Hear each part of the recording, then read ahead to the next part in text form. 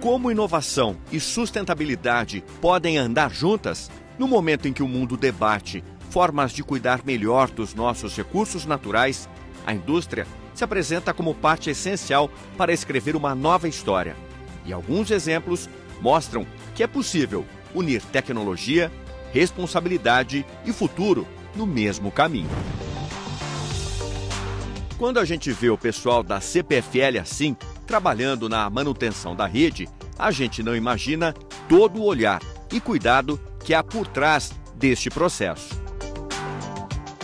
Por exemplo, peças e equipamentos usados aqui, quando inutilizados por algum motivo, são encaminhados para ter uma nova função. Mas eu não estou falando apenas de reuso, não. Eu estou falando de transformação.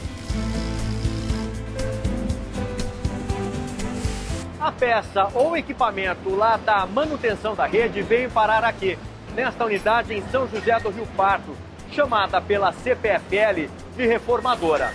Ela já existe há algum tempo, mas a cada ano se inova e avança no contexto da sustentabilidade. Aqui os transformadores são literalmente reformados. Ficam como novos para a reutilização. Como isso acontece? No primeiro setor, a gente desmonta o transformador, separa o tanque, que é aquela parte de fora que vocês veem no poste, com a parte interna dele, que é a parte do núcleo. Esse processo de separação, a gente consegue tirar as bobinas de cobre ou de alumínio e a gente consegue reindustrializar essas bobinas, fazendo com que elas fiquem novas. O óleo do transformador que a gente tira nesse processo, nós temos uma regeneradora própria, que ela funciona como se fosse um filtro, igual aqueles filtros que a gente tem na casa da gente, onde pega todo esse óleo sujo e transforma em óleo novo novamente. O equipamento sai daqui com a garantia de um equipamento novo, onde ele vai ficar de 25 a 27 anos na rede elétrica novamente. A reformadora, mais recentemente, começou a atuar também em novas linhas, como a trituração de postes, material que é reutilizado na base para novas instalações. Tem um maquinário apropriado para efetuar a quebra deles, separando as ferragens dos resíduos de concreto. As ferragens a gente coloca em caçamba e destina para a siderúrgica. Já o resíduo de concreto a gente passa pelo nosso britador, onde gera-se dois tipos de brita, que a gente chama de brita 1 e brita 2, mais areia processada, né? Então, inclusive esse resíduo processado, a gente envia para nossas bases operacionais, lá eles fazem uma mistura com cimento e esse material volta ali para a base do pé do poste, né, para as novas obras CPFL. Aqui também é feita agora a trituração de medidores de energia e cabos. Tanto o aço, né, o aço galvanizado, o alumínio beneficiado, a gente tem ali a destinação correta do material. E temos também o processo ali de trituração e moagem dos cabos encapados, aqueles cabos que a gente vê que tem aquela capa de plástico. Então, durante o período de moagem, esse plástico também é separado. A gente tem ali um beneficiamento, uma garantia que esse material está sendo ali destinado da melhor maneira possível. Inicialmente, a reformadora foi pensada para atender os equipamentos das empresas do grupo, mas em 2021 ampliou sua atuação e passou a atender outras concessionárias. Com isso, a capacidade de produção foi ampliada para reformar 1.300 equipamentos por mês, mais de 8.000 transformadores no ano.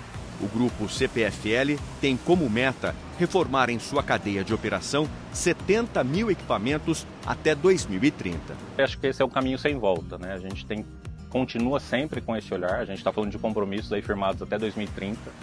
Com certeza eles serão atualizados, renovados aí para um horizonte muito maior, porque esse é o futuro, né? A gente, assim, a todo momento está buscando reutilizar os recursos, porque a gente sabe que isso é escasso, né? Chega uma hora que isso vai acabar. Até os uniformes dos funcionários que atuam na rede são triturados aqui, para evitar que sejam usados de forma clandestina. E com esse processo, né, a gente garante que quando da coleta dos EPIs e uniformes que eles vêm aqui para a cadeia reversa, pelo processo de trituração, jamais esse uniforme ali ou EPI da CPFL possa ser reutilizado.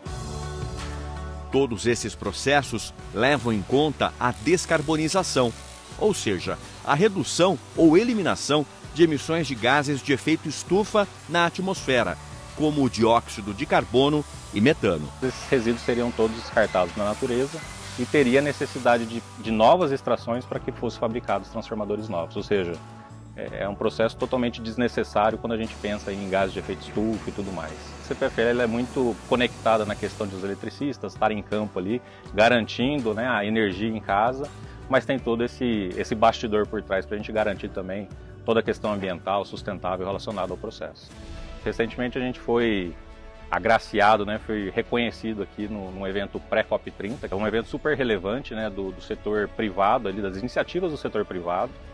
E o case da reformadora acabou sendo reconhecido lá no grupo de economia circular. Para você ter uma ideia do que a gente está falando, tivemos ali mais de 670 cases que foram ali protocolados mundialmente falando, e o nosso da reformadora foi um dos 6 reconhecidos nesse subgrupo de economia circular. De cada peça retirada da rede, nasce uma nova possibilidade. É um ciclo que mostra como a energia e o cuidado com o planeta